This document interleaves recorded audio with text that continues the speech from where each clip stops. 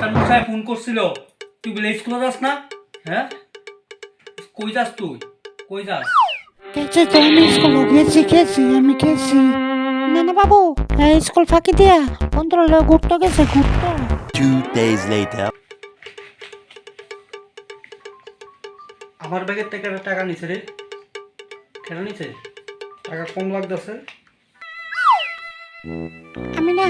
আমি নিছি না বাবু।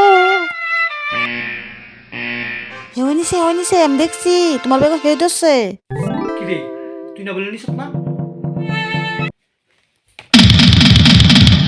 मेरी रानी की डोर कभी बनो कमजोर ये दो कलाई